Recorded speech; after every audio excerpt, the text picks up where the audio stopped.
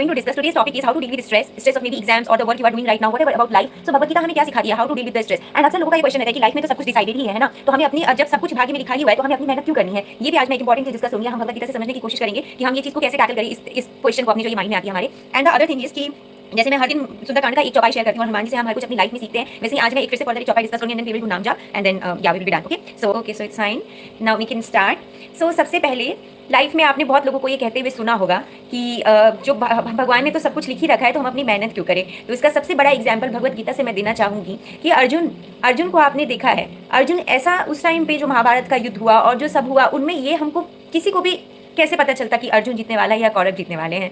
लेकिन अभी देखो अर्जुन ने लाइफ में, हमें ये तो पता है कि पांडव जीते और उनकी कितनी बड़ी जर्नी रही है। क्या पांडवों ने, अगर अर्जुन ने ऐसा बोला होता कि लाइफ में जो होना है वो तो होगा ही, मैं मेहनत क्यों करूँ। अर्जुन ने जीतने के लिए भगवान भी उसके साथ थे। लेकिन आपने, अगर आप उसकी लाइफ जर्नी को देखो, अर्जुन की लाइफ जर्नी, तो अर्जुन की लाइफ जर्नी में अर्जुन ने कितनी मेहनत की है। एक राज घराने से होके अर्जुन राजकुमार थे, बट राजकुमार राजा लोग भी वो शिक्षा ग्रहण करने गए, गुरुकुल में गए, गुरु द्रोणाचार्य से उन्होंने शिक्षा ग्रहण की। अर्जुन ने कितनी ज़्यादा मेहनत की। विश्व के सबसे बड़े धनुर्धरों में वो एक जाने जाते हैं। उस टाइम पे कर्ण और अर्जुन में ये कंपटीशन था कि कौन बेस्ट धनुर्धर है, तो अर्जुन के महान धनुर्धरों में अर्जुन का एक नाम है। फिर अर्जुन ने महादेव की आराधना की और फिर वहाँ से पशुपतास्त्र लिया।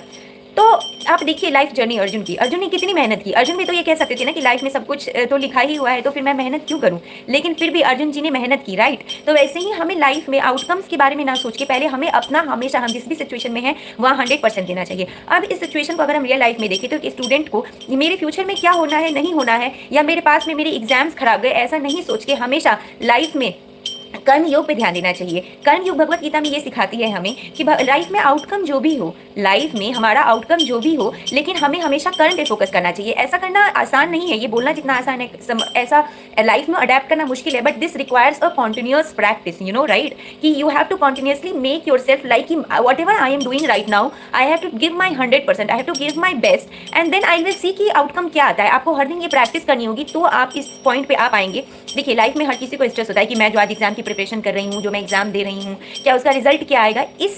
भगवत गीता हमेशा, भगवान श्री कृष्ण हमें ये कहते हैं कि हमेशा आपको प्रेजेंट पे फोकस करना चाहिए, ना ही पास्ट पे कि पास्ट में क्या हो गया। सपोज कि अगर पास्ट में आपका जरूरी है कि एक एग्जाम खराब चला गया, दैट डज नॉट मीन कि आपका हर एक एग्जाम खराब जाएगा। There is human is a immense possibility, you know. हम ह्यूमन को आप हमेशा एक बहुत बड़ी पॉसिबिलिटी की तरह आपको ट्रीट करना चाहिए। एंड आपको हमेशा ये सोचना चाहिए, नो मैटर कि मेरे साथ पास्ट में क्या हुआ है, I have always present to make my future better. Bhagavad Gita में भगवान यही कहते हैं कि अपने पास्ट को भी मत ध्यान दो, अपने फ्यूचर को भी मत ध्यान दो। If you are building your present right now, आप अपने प्रेजेंट पे आप 100% अपना फोकस देते हो तो आपका फ्यूचर इन एनी वे अच्छा होने वाला है। आप ये देखो कि सपोज कि किसी को एक बहुत बड़ा मैथमेटिशियन बनना है इन फ्यूचर, उसे ये बात आज पता नहीं है, और मान लो कि उसका अगर केमिस्ट्री का पेपर या फिर उसका सोशल साइंस का पेपर बुरा चला जाता है, तो क्या इस वजह से, इस पैनिक और इस स्ट्रेस की वजह से उसको मैथ्स की प्रिपरेशन नहीं करनी चाहिए। फ्यूचर में तो उसके मैथ्स के मार्क्स को ज़्यादा बेटर प्रायोरिटी और उसके मैथ्स के परफॉर्मेंस पे उसकी फ्यूचर को प्रेडिक्ट किया जाएगा ना, और एनालाइज किया जाएगा। तो इसीलिए हमेशा ये देखना चाहिए कि आज मेरे पास जो भी है, जो मेरा प्रेजेंट है, that is giving me immense possibility. And ये चीज़ भगवत गीता में श्री कृष्ण रीआइटरेट करके, रीइम्फेसाइज करके ऑल द टाइम वो यही कहने की कोशिश कर रहे हैं। तो यही हमें कर्म योग सिखाती है कि लाइफ में अभी जो मैं कर रही हूँ उसको, उस पर मेरा पूरा का पूरा फोकस होना चाहिए। आउटकम के बारे में मुझे नहीं सोचना चाहिए, क्योंकि अगर आप ये देखो, आज आप किसी एक पेपर की वजह से बहुत ज़्यादा स्ट्रेस्ड हो रहे हो, but 10 years down the line you will not worried about it, you know. आप हमेशा एक बिगर पिक्चर लेके चलो लाइफ में कि आज से 5 साल बाद मैं इसके बारे में क्या सोच रही हूँ, मुझ पर क्या इंपैक्ट डालेगा। तो ये जो चीज़ होती है ना, ये इन दी एंड प्रेजेंट में आपका स्ट्रेस रिड्यूस कर देती है कि फ्यूचर, ये बात कुछ हद तक सही है कि paper is not going to decide my future, but again यहाँ पे एक और इंपॉर्टेंट चीज़ है, दैट डज नॉट मीन कि आप प्रेजेंट में अपना कर्म नहीं करोगे। You are going to give your 100% all the time, ताकि बाद में आपको ये रिग्रेट ना रहे कि आपने उस टाइम पे आपके पास अपॉर्चुनिटी थी बट आपने अपना 100% नहीं दिया। So what ever comes your way, you have to give your 100%। अब इसका मैं एक और एग्जाम्पल लूँगी, ये मैंने एक स्टूडेंट का एग्जाम्पल लिया है, बट मैं एक कंपनी में किसी का एग्जांपल लूंगी। सपोज कि किसी को कंपनी में मैनेजर की पोजीशन चाहिए, ठीक है। अब उसको मैनेजर की पोजीशन चाहिए, बट अगर सपोज उसको एक क्लर्क की पोजीशन मिल गई है, तो क्या उसको क्लर्क की पोजीशन में अपना 100% नहीं देना चाहिए? उसको ये तो नहीं सोचना चाहिए ना कि मुझे जब तक मैनेजर नहीं बनाया जाएगा मैं अपना इनपुट ही नहीं डालूंगी। This is not the right approach towards the life. Rather the right approach is going to be कि आपको अभी प्रेजेंट में जो भी चीज़ मिली है आप उसमें अपना 100% दो।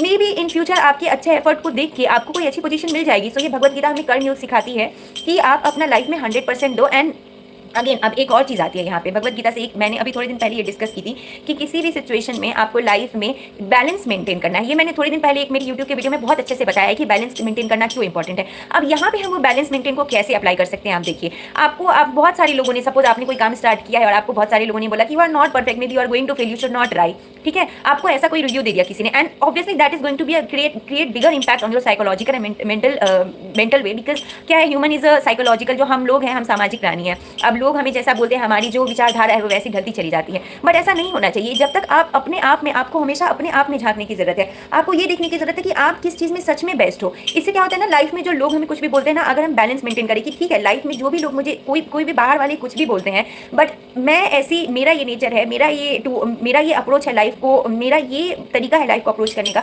अगर आपको अपने बारे में ज़्यादा से ज़्यादा पता होगा तो आपका सेल्फ कॉन्फिडेंस उतना बढ़ता चला जाएगा और आप लोगों की बात में उतना ध्यान नहीं देंगे, which is very very important to not. देखिए थोड़ा थोड़ा लोगों के रिव्यू लेना ऑलवेज इंपॉर्टेंट है, बिकॉज ऑब्वियसली हमें ये पता होना चाहिए। क्रिटिसिज्म लेने का एक पॉजिटिव वे होता है कि अगर आपको सच में लगता है कि आप में कोई चीज़ ऐसी है जो सही करने लायक है, सुधारने लायक है, तो लोगों के रिव्यूज़ और क्रिटिसिज्म बहुत इंपॉर्टेंट है, वो मैटर करते हैं। बट अगर आपको पता है, आप अपने आप में आप जानते हो कि आपकी क्या पॉजिटिव ट्रेट्स हैं और आपकी क्या नेगेटिव ट्रेट्स हैं, आप बिल्कुल कॉन्फिडेंट हो, तो आपको हर टाइम लोगों की सिचुएशन और लोगों की बातों पर ध्यान देने की जरूरत नहीं है। तो भगवत गीता हमें यही सिखाती है कि आपको हर सिचुएशन में बैलेंस मेंटेन करना है। एक तरफ जब लोग आपसे कह रहे हैं कि you are not right, and may be अगर आपको अपने बारे में पूरा पता है ना, तो लोगों की पॉजिटिव और नेगेटिव क्रिटिसिज्म को भी आप अच्छी तरीके से हैंडल कर पाओगे। मैंने एक लाइन पढ़ी थी भगवत गीता में जो मुझे बहुत ज़्यादा अच्छी लगती है कि दिए का काम है जलना, अगर वो बहुत तेज हवा भी चलेगा तो भी उसको बैलेंस करना है। और लाइफ में सिचुएशन बहुत नॉर्मल भी है, लाइक हवा भी नहीं चल रही और सब कुछ ईजी वे में आउट चल रहा है, तो भी दिए का काम जलना है। दिए को कोई फर्क नहीं पड़ता है, दिया हमेशा जलता है। तो ऐसे ही आपको आपके एक्सटर्नल इन्वायरमेंट पे ज़्यादा फोकस ना करके आपके इंटरनल इन्वायरमेंट पे फोकस करना चाहिए। ये प्रैक्टिस हम तभी मेंटेन कर पाएंगे जब हम हर दिन थोड़ा खुद में मेडिटेट करें, अपने अंदर झांकें और अपने आप को पहचानने की कोशिश करें। धीरे धीरे मैं ये सारे कॉन्सेप्ट समझाऊंगी जिससे हम अपनी लाइफ को बेटर कर सकते हैं और अपनी we can learn the better art of living, so that हम अपनी लाइफ को हर दिन थोड़ा ना थोड़ा इंप्रूव कर पाए। अब हम चलते हैं हनुमान जी की स्टोरी पे, जो कल अब तक मैंने ये डिस्कस कर लिया है कि हनुमान जी सीता माता की खोज के लिए आगे बढ़े हैं, वो समुद्र को पार कर रहे हैं, समुद्र के रास्ते में उन्हें सुरसा माता मिली है और फिर रास्ते में एक निशिचरी मिली है। कैसे हनुमान जी ने पहले सुरसा माता से बल से डील किया और कैसे हनुमान जी ने सुरसा माता से बुद्धि से डील किया और निशिचरी से बल से डील किया है। यहाँ इंपॉर्टेंट पॉइंट अब तक ये समझने के लिए है, तब तक हमने 2-3 चीज़ें तो सीखी ली है हनुमान जी से। पहली चीज़ ये सीखी है कि बल का प्रयोग कहाँ करना है, बुद्धि का प्रयोग कहाँ करना है।